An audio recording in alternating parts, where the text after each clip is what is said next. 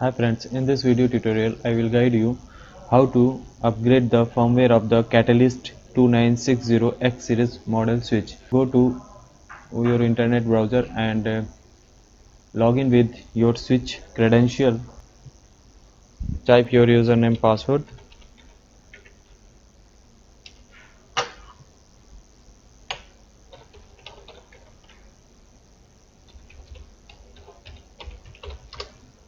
and log into the switch configuration utility. You can see here switch configuration utility. Here you can see dashboard configuration, monitor, maintenance. Upgrade this switch with its latest firmware. First go to maintenance, then go to software upgrade. Here you can see the how to download the firmware of this switch and how to update. Here you can see, go to the Cisco official website to find the latest Cisco iOS software in tar file format for the switch. Download the tar file to your PC. Select the tar file to upgrade the switch and then click upgrade. So now friends, you can download the firmware of the switch from here, the official website of the Cisco. You can log in here and download the firmware in tar file. If you have not an account in Cisco, you can create here an account. After that you can download this firmware.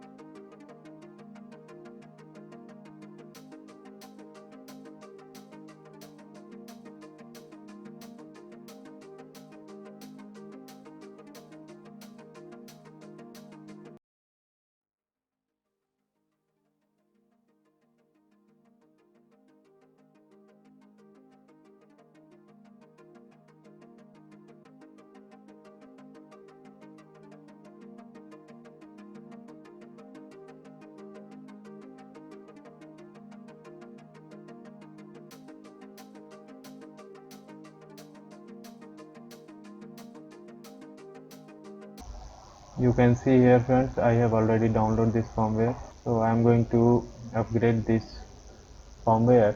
Choose file, go to download,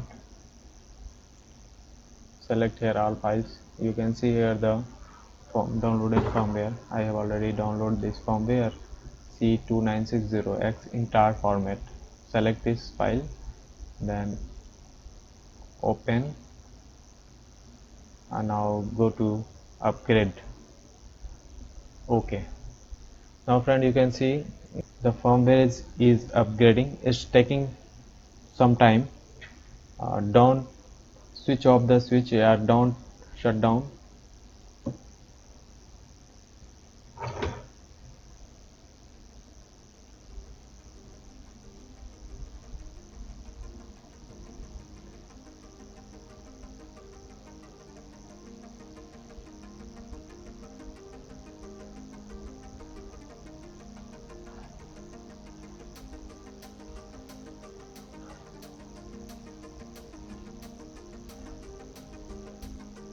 You can see friends,